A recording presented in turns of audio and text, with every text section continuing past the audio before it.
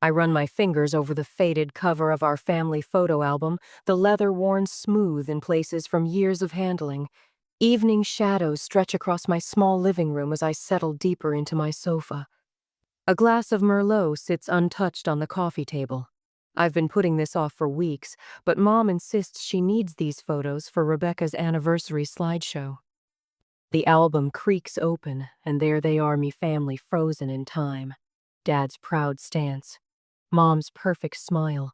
Rebecca's golden curls catching the light. And me, always slightly off-center, as if the photographer couldn't quite decide whether to include me in the frame. I flip through childhood memories, a hollow feeling expanding in my chest. A family trip to Yellowstone Rebecca front and center on Dad's shoulders while I trail 3 steps behind.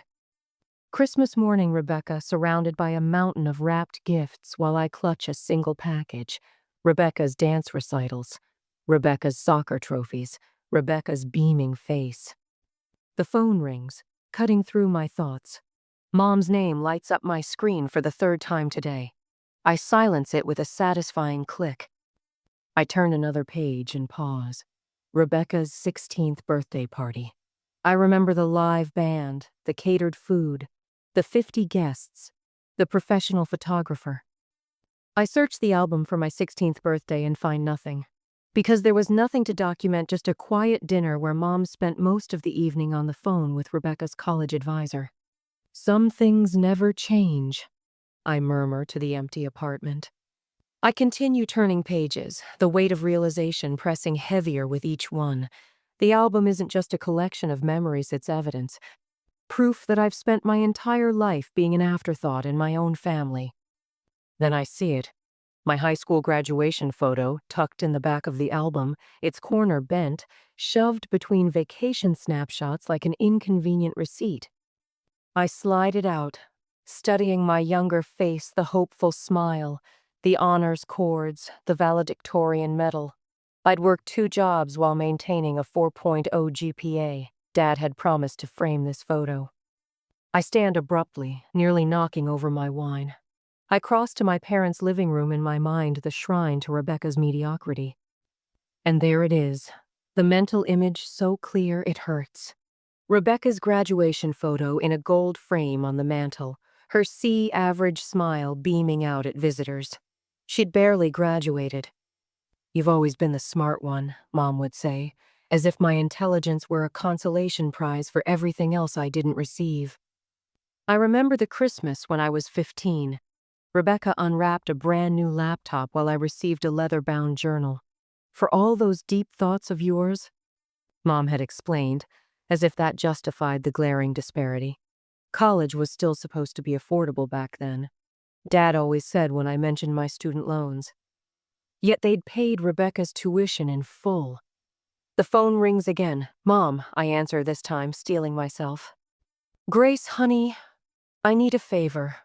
Her voice is honeyed, familiar. "Rebecca has that charity gala this weekend, and Mark's mother can't take the twins." "You're free, right?" My automatic yes rises to my lips, the word I've been programmed to say my entire life. But something stops me.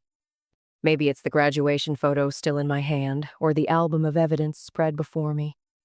"Actually," I say, the word feeling foreign on my tongue, "I have plans this weekend." Silence stretches between us. I can almost hear her mental recalibration. "What plans?" The skepticism in her voice stings, as if I couldn't possibly have a life outside of their needs. "Just plans, Mom." My heart hammers against my ribs. "I'm not available." "But this is important, Grace. The boys were counting on Aunt Grace time." Her voice sharpens with disapproval. "Family helps family, you know that." Family helps family, the mantra of my existence. But the help only ever flows in one direction.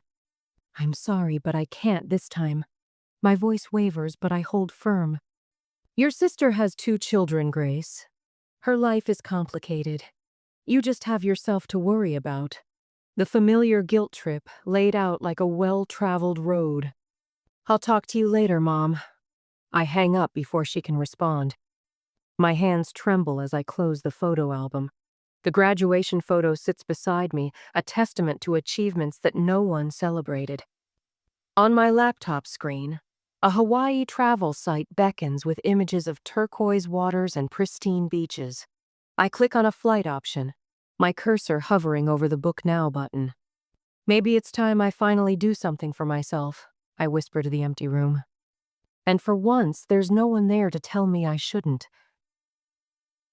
I clutch my reservation confirmation like a winning lottery ticket as I slide into the corner booth at Carmine's.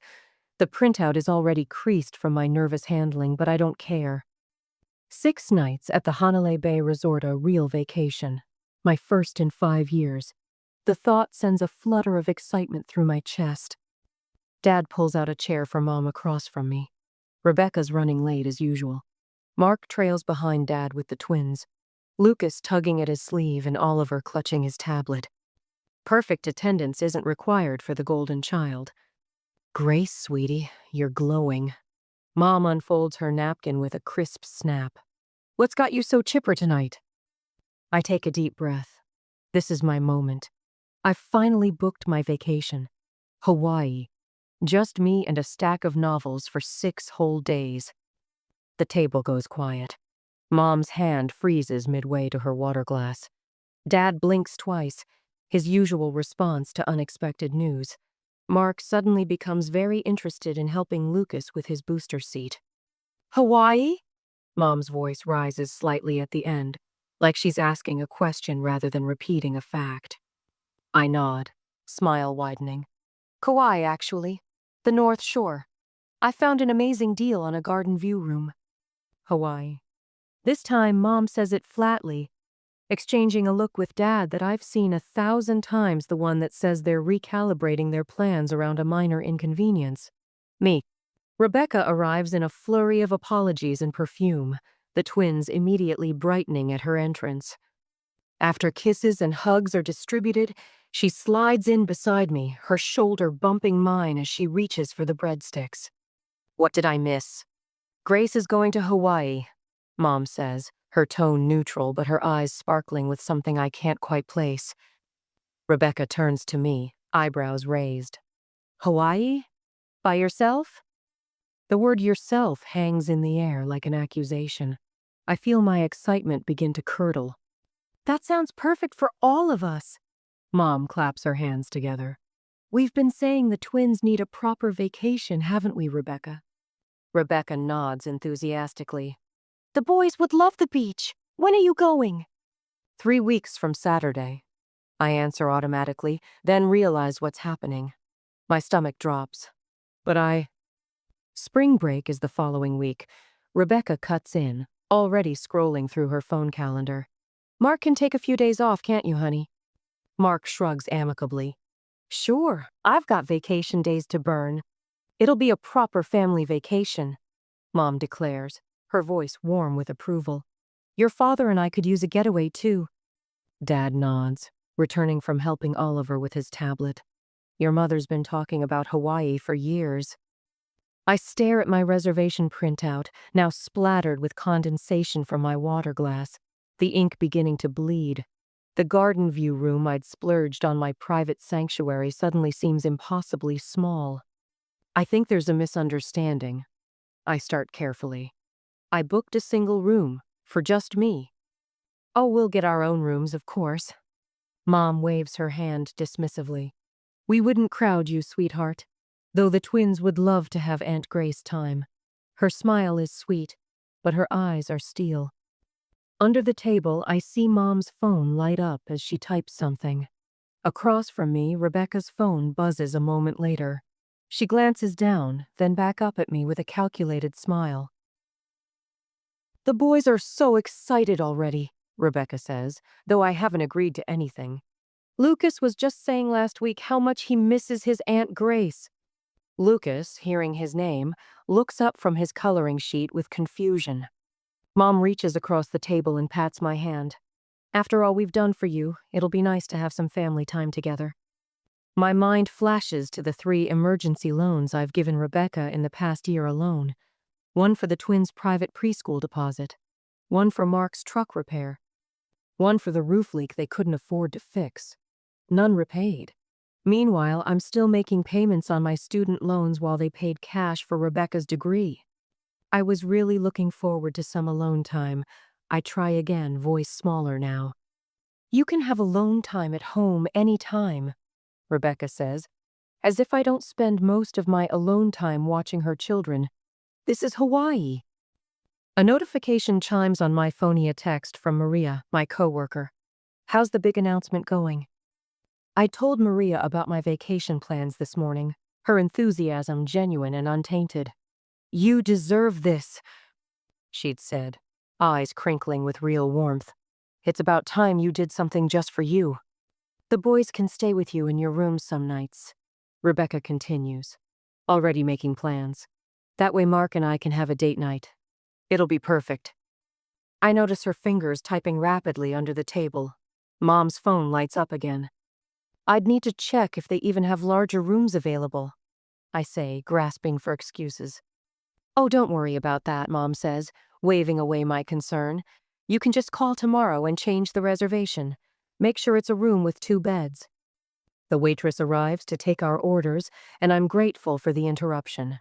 My mind races through options while Rebecca monopolizes the conversation with a story about Oliver's preschool teacher. When I return to work the next day, Maria takes one look at my face and pulls me into the break room. They invited themselves along, didn't they? She asks, already knowing the answer. I nod, throat tight. You know you don't have to go with them, right? Maria's voice is gentle but firm. It's a simple question, but it lands like a revelation. Do I know that? Later that night, I sit cross-legged on my bed, laptop open to the resort's website. But instead of searching for larger rooms as Mom instructed, I open a new tab. The Maui Palms Resort on the opposite side of the Hawaiian Islands loads on my screen. With trembling fingers, I book a new reservation. Same dates, different island. I'll forward them the Kauai confirmation, I whisper to my empty apartment. They can have their family vacation. I'll have mine. The weight of deception sits uncomfortably on my chest, but underneath it, something else blooms. Something that feels dangerously like freedom. Later, while searching for my passport in Mom's old desk drawer left at her house for safekeeping, I find a leather-bound book tucked beneath faded tax returns. Mom's handwriting fills the pages, and I almost close it until a passage catches my eye. Grace asks why Rebecca gets more attention. How do I explain that some children just need more than others? Rebecca has always required more from us, more love, more time, more resources. Grace is self-sufficient, always has been. It's a blessing, really. We can focus where the need is greatest. I close the diary, hands shaking. What I'd assumed was unconscious favoritism had been a deliberate choice all along. I slip the passport into my bag, leaving the diary exactly where I found it. 2 can play at deception. The airport buzzes with early morning energy as I wheel my carry-on toward security. Maria walks beside me, her presence a silent reinforcement of my daring plan. You're sure about this? She asks, though her eyes tell me she already knows the answer. I've never been more sure of anything. My voice sounds different today, stronger, unfamiliar to my own ears. My phone vibrates in my pocket for the 10th time this morning. I don't need to look to know it's Mom, probably with another addition to the endless list of things I'm supposed to pack for the twins. The list she handed me at dinner last night sits shredded in my kitchen trash can, the physical manifestation of my first real no. I still see her face when I return the list unmarked. I'll be taking my own vacation. Alone. The words had tumbled out with surprising ease, as if they'd been waiting years for permission to exist. Dad's mouth had opened, then closed, his eyes darting toward Mom as they always do when the script deviates. Rebecca had laughed, actually laughed, as if I'd told a particularly amusing joke. Grace, Mom had said, her voice dropping to that dangerous octave that usually sends me scrambling to comply. The boys are counting on you. We've already told them Aunt Grace will build sandcastles with them every morning. My therapist's words had echoed in my head. What would happen if you just said no to them? What indeed? This is me, I tell Maria as we reach the security checkpoint. Thanks for the ride, and for everything. She pulls me into a hug. I'm proud of you. Text me when you land your real destination, not the family fantasy version. I nod, throat tight with emotion I'm not used to processing. Support feels foreign, like shoes that haven't been broken in yet. Your family will survive without you, Maria says, squeezing my shoulder. The question is whether you'll thrive without them. 20 minutes later, I stand at my gate, boarding pass clutched in my hand. Gate 23B to Maui. The family is gathering right now at Gate 16A for their flight to Oahu, undoubtedly scanning the crowd for me, checking their watches with increasing agitation. My phone rings. Rebecca, I send it to voicemail. A text follows immediately. Where are you? Mom's freaking out. The twins keep asking for you. I type back. Taking my vacation. Have fun in Oahu.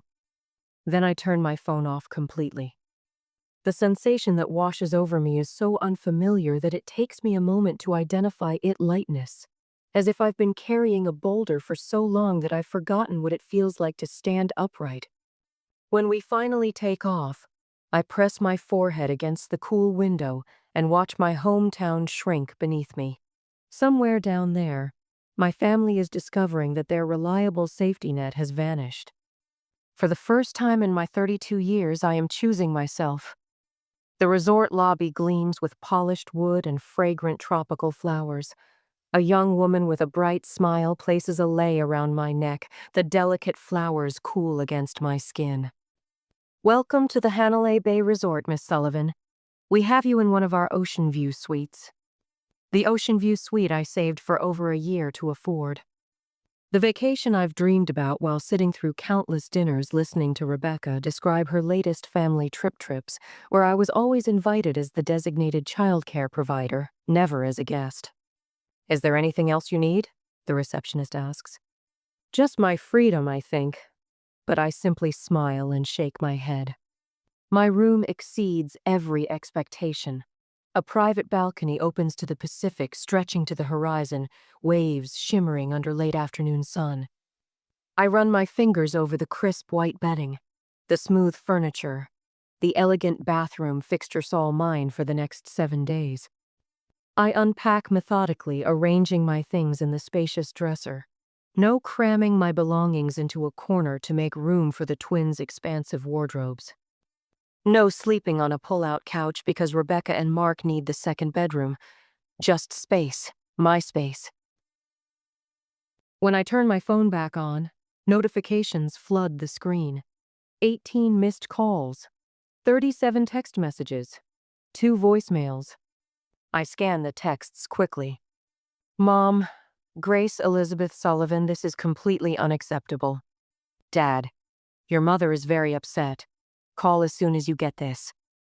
Rebecca, the twins are crying. How could you do this to them? Rebecca, what am I supposed to do all week without you? Mom, after everything we've done for you. My thumb hovers over the power button, ready to silence them again, when a new message appears from an unexpected source. Mark, where did you go? Rebecca's freaking out about managing the boys alone. Something about his wording catches my attention. Managing the boys alone, as if watching her own children is an unreasonable burden. Acting on instinct, I type, have her call Mrs. Winters down the street. I'm sure she's available. His response comes quickly. Who? The babysitter Rebecca uses when I'm not available. She charges $15 an hour. The typing indicator appears, disappears, appears again. Finally, Rebecca uses a babysitter? A cold realization washes over me. Mark doesn't know. Rebecca has been paying for childcare when I'm not available while letting everyone believe she's struggling without help. I silence my phone and step onto the balcony.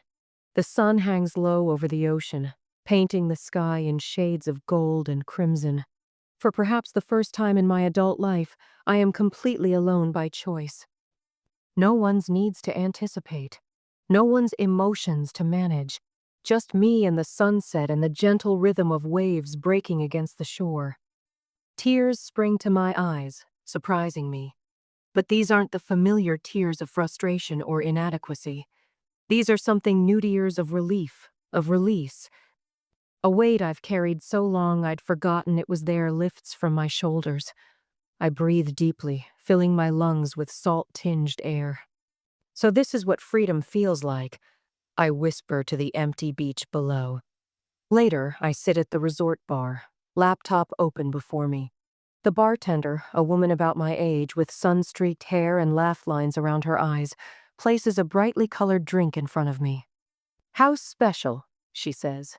"First night on the island deserves a celebration." "Thank you," I say, then gesture to my screen.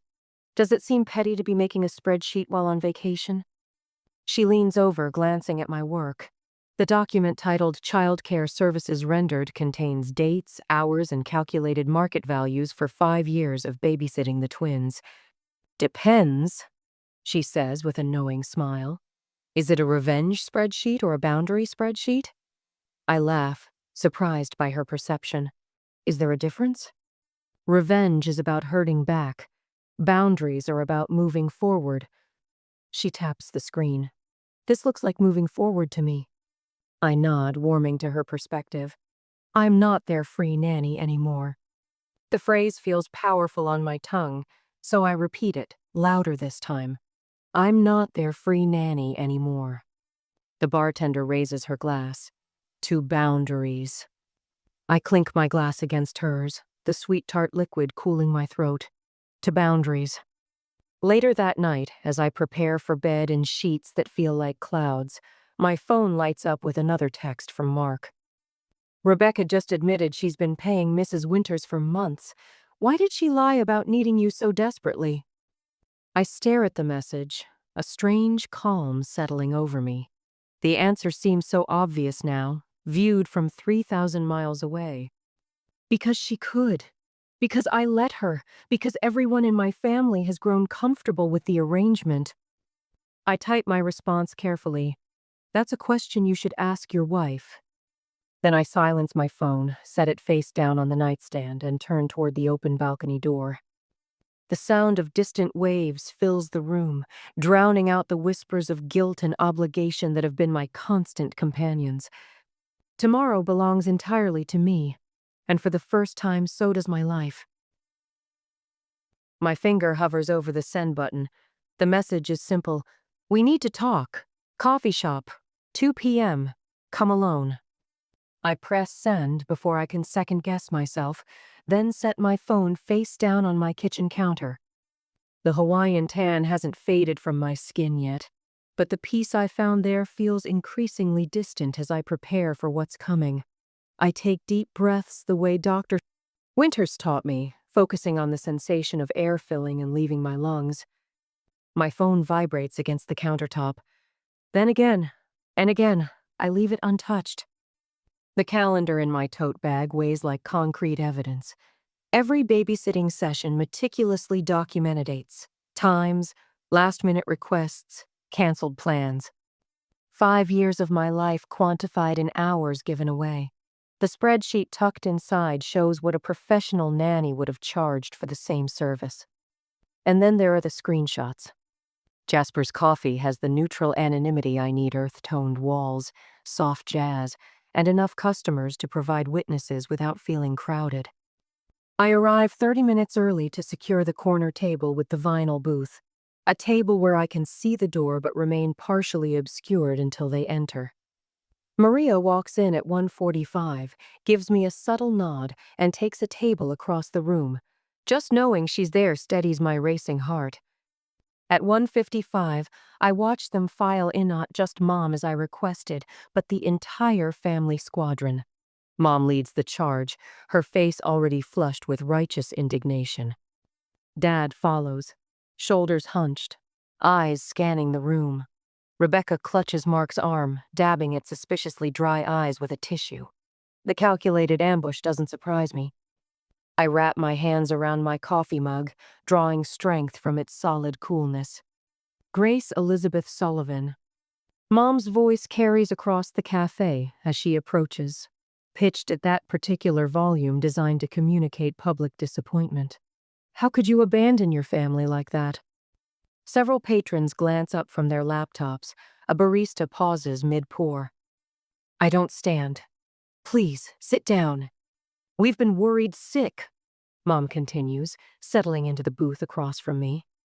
The others arrange themselves around her like backup singers. Your phone was off for days. Rebecca's children were traumatized after everything we've done for you. Mom, I interrupt, my voice steadier than I expected. I told you I was taking a vacation, by myself. But the family trip was never discussed with me before you all started planning it. Dad clears his throat. Grace, honey, we understand you needed some time away, but to leave without telling anyone. I did tell you. None of you listened. Rebecca sniffles dramatically. The boys cried for their Aunt Grace every night. I reach into my tote and pull out the calendar, placing it on the table between us. I've been watching Lucas and Oliver for 5 years. An average of 27 hours per week. I flip through pages, including 17 last-minute emergencies that required me to cancel my own plans. Mark leans forward, frowning at the calendar. I had no idea you were watching them this much. Rebecca shoots him a warning glance. Family helps family, Mom says automatically, her mantra worn thin from overuse. Yes, I agree. But it shouldn't always be the same person helping while everyone else takes. Mom's volume rises. Your sister has 2 children, Grace. Her life is complicated. You just have yourself to worry about. The familiar guilt trip washes over me, but instead of drowning in it, I feel it break against something solid that's formed inside me. I slide the spreadsheet across the table. This is what a professional nanny would have charged for the hours I've provided. $28,000 over 5 years. Dad's face pales as he adjusts his glasses to study the numbers. You're putting a price on time with your nephews? Rebecca's voice trembles with practiced outrage. Those boys adore you.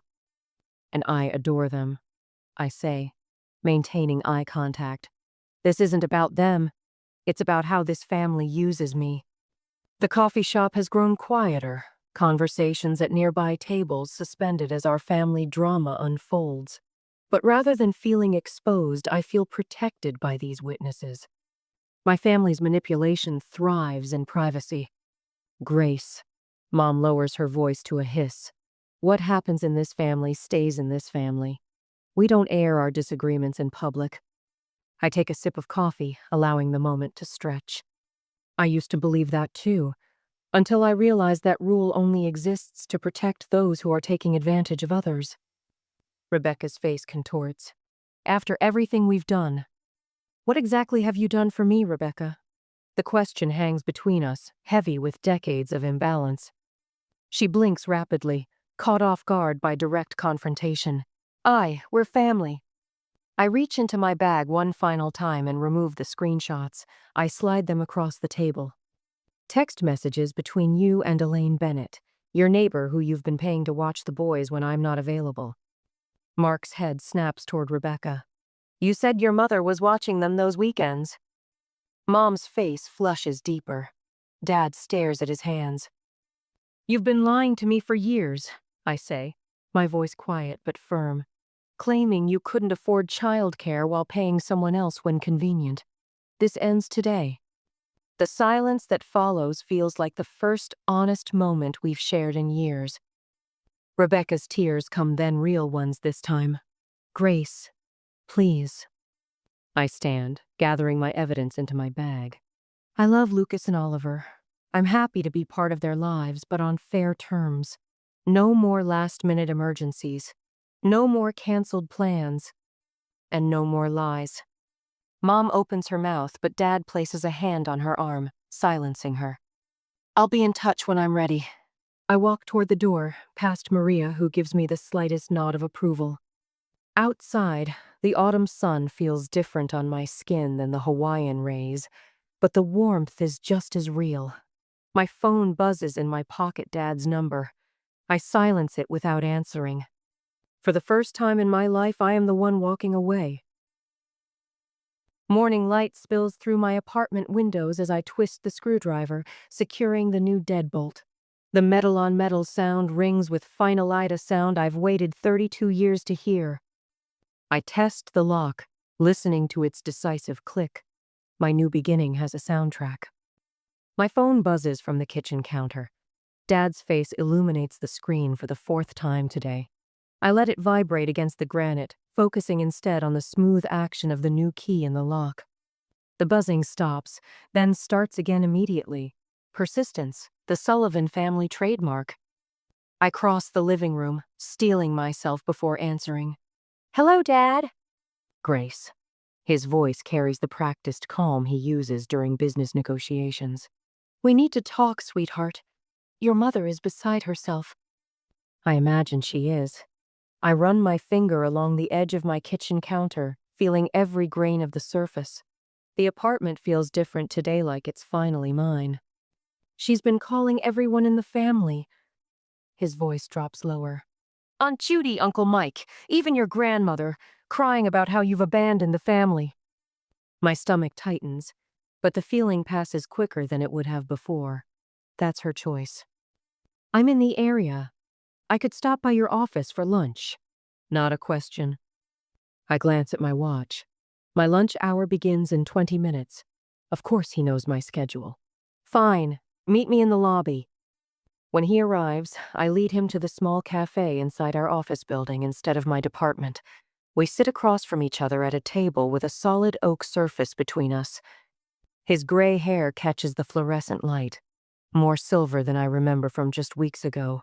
For the first time, I notice how deep the lines around his eyes have grown. "Your mother and sister are very upset about yesterday," he begins, hands folded on the table like he's presenting a business proposal. I've rehearsed this conversation a dozen times in my mind. Still, my heart hammers against my ribs. "I'm not apologizing for standing up for myself, Dad." His eyes narrow slightly. "Nobody's asking for an apology, Grace. A lie. We're just looking for a reasonable solution everyone can live with." I take a sip of water, giving myself time to steady my voice. "What exactly did you have in mind?" Dad straightens, sensing an opening for negotiation. "We've discussed it, and we're willing to compensate you for babysitting. Twice a month, you watch the twins, and we'll pay you a fair rate." A fair rate. The words taste bitter. And who decides what's fair? He pulls a small notepad from his breast pocket, always prepared with figures. "We thought $20 an hour. That's more than the high school girl down the street charges." I unclasp my purse and withdraw the folded spreadsheet I've carried for days, waiting for this moment. I slide it across the table. "What's this?" He unfolds the paper, forehead creasing. "That's my calculation of what the past 5 years of babysitting is worth at professional nanny rates, including overnight care, weekends, holidays, and last-minute cancellation fees." His eyes widen as he scans the total at the bottom. $27,460. I've memorized the figure, plus expenses. "This is ridiculous, Grace." The notepad disappears back into his pocket. "We're family." "Yes, we are, but family doesn't exploit family." The muscle in his jaw tightens. I've seen this expression before when contractors tried to change their quotes or when Mom spent too much on Rebecca's wedding. It's his, "This negotiation has become unfavorable" face. "Your sister has 2 children," he says, echoing Mom's favorite refrain. "Her life is complicated. You just have myself to worry about." I finish for him. "I know. I've heard that my entire life." "Then you understand why." "No, Dad, I don't understand." My voice remains quiet but firm, the tone I use in board meetings when I need to be heard. "I don't understand why my time is considered less valuable. Why my plans are less important. Why my life is an acceptable sacrifice." He shifts uncomfortably, glancing around the cafe. "You're overreacting, Gracie." He reaches for my hand, but I pull it back. "We can come to an arrangement that works for everyone. Maybe once a month instead of twice. Or we could agree to a set schedule so you can plan around it." I look at my father, really look at him, and see what I've missed all these years. He genuinely believes this is a negotiation.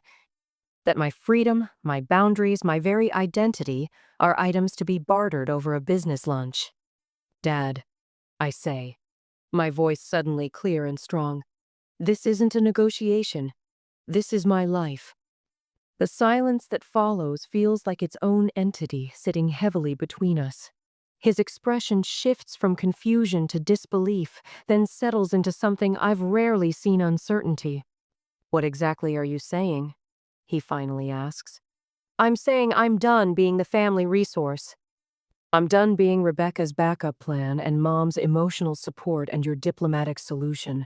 I stand, smoothing my bright blue blouse, a color I never wore before my transformation began. I love you all, but I can't be who I was anymore. His face hardens. After everything this family has done for you. That's the thing, Dad. I gather my purse, the weight of it suddenly lighter. When I added that up too, the balance wasn't what you think it is.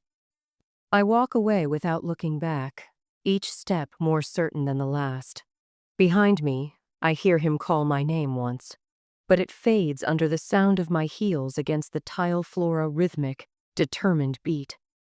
Back in my office, I power up my computer and open my email. The family group text has accumulated 67 new messages. I don't read them. Instead, I compose a new message, attaching the same spreadsheet I showed Dad. Consider my debt to this family paid in full. I type, adding a PDF of professional nanny service rates from 3 different agencies. I hover over the send button for 3 heartbeats, then press it firmly. My phone starts ringing immediately. Mark, Rebecca's husband. I silence it, then block his number. An email notification pops up. Grace, you can't just... I delete it without reading further. That evening, I drag 3 large garbage bags from my bedroom closet. Rebecca's hand-me-downs, designer clothes she tired of, passed down like I should be grateful. I fold each item neatly, placing them in donation boxes for the women's shelter. With each piece, I feel lighter, as if I'm shedding a skin that never quite fit. As I seal the last box, my phone lights up with a name I haven't seen in weeks. Caroline, my mother's oldest friend. Grace, honey, she begins, her voice hushed like she's sharing state secrets. Your mother called me in tears. She says you've cut the family off completely. She said you can't just... I already have, I interrupt, surprised by the calm in my voice. Silence stretches between us. Then, unexpectedly, good for you. I blink, certain I've misheard. What? I've watched this for years, Grace. Her voice softens. It was long overdue. After we hang up, shadows stretch across my newly secured apartment. I pour a glass of Merlot and settle onto my sofa. The weight of my phone feels different, now that it no longer carries the burden of unanswered demands. I've reclaimed my space, my time, my peace. A knock at my door startles me. Through the peephole, I see the building manager holding an envelope. Special delivery, he says when I open the door. Guy asked me to make sure you got it today. Said he's your father. I take the envelope, thanking him with a nod. The door closes with a satisfying click of the new lock. The envelope feels heavy in my hands, my father's precise handwriting spelling out my name. I run my fingers over the sealed edge, hesitating. Whatever truths lie within can wait until tomorrow. Tonight belongs to me alone. But curiosity wins. With trembling hands, I tear open the envelope and unfold the letter inside. After all these years, begins my father's familiar handwriting, I need to tell you the truth. I breathe in the scent of fresh paint and possibility. Morning light streams through uncurtained windows, casting golden rectangles across the bamboo floors of my new apartment. 3 months since I walked away from a lifetime of being an afterthought, and the silence still startles me, sometimes not oppressive, but peaceful. A silence I've chosen. My phone buzzes against the kitchen counter. I glance at it without the familiar twist of dread. The calendar notification reminds me. Painting class, 6 p.m. Below it, 2 text messages wait tone from Maria about our weekend hike. Another from Kevin asking if dinner tomorrow still works. I smile, tracing my finger across the screen. Real friends. A potential relationship with someone who asked what I wanted on our first date. I sip my coffee, savoring the bitter warmth as I look around my space. Cream walls I selected. Blue accent pillows no one told me were impractical. Half-finished canvases leaning against the far wall. Evidence of the art classes I'd always wanted to take but never had time for between Rebecca's emergencies. The phone rings, an unknown number. 3 months ago, I would have answered immediately, conditioned to be available. Today, I consider letting it go to voicemail, then decide to answer on my terms. Hello? Silence, then. Grace? Rebecca's voice, hesitant in a way I've never heard before. My grip tightens on the mug. Rebecca. I didn't understand before, she says, her voice catching. I do now. I move to the balcony, watching the morning commute 17 floors below. Cars like ants, people with their own stories, their own boundaries to build. Mark left. She continues. He said I treat people like they exist to serve me. The irony of her calling me with this revelation isn't lost on either of us. That sounds familiar, I say, not unkindly. How did you do it? The question hangs between us. How did you just walk away? I didn't walk away from you, Rebecca. I walked toward myself. After we hang up, I check my watch enough time before work to finish the painting I started yesterday. Bright colors capturing the sunset view from my balcony. No one to tell me it's a waste of time. No one's needs to put before my own. The memory of last night's housewarming party lingers pleasantly. My small apartment had filled with laughter. Maria and her husband, Kevin with his infectious smile, co-workers who'd become friends, and Elise from my painting class. People who chose to be there. People who saw me. To boundaries and new beginnings. Maria had toasted, raising her glass as everyone clinked in agreement. We'd celebrated not just my new apartment, but my new life, one built on mutual respect rather than obligation. Today at lunch, I meet with Jenna, a junior assistant from my department. Her eyes are red-rimmed as she describes her mother's midnight calls, her sister's expectation that Jenna will handle their father's medical appointments because she's the responsible one.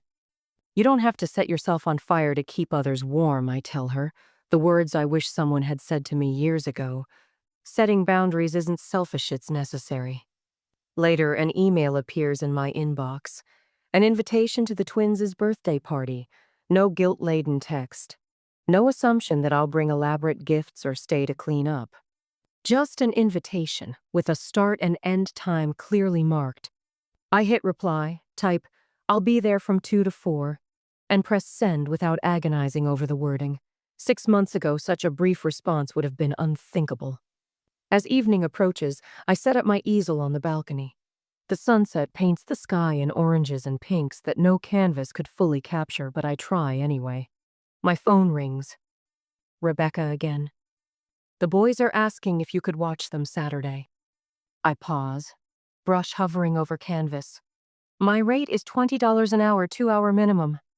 The silence stretches only briefly before her response comes. That's fair, thank you. I smile, adding a streak of gold to the canvas. You're welcome. My life, reclaimed brushstroke by brushstroke. My boundaries honored word by word. And in that moment I realized the most surprising truth of all genuine love can only exist within the framework of respect.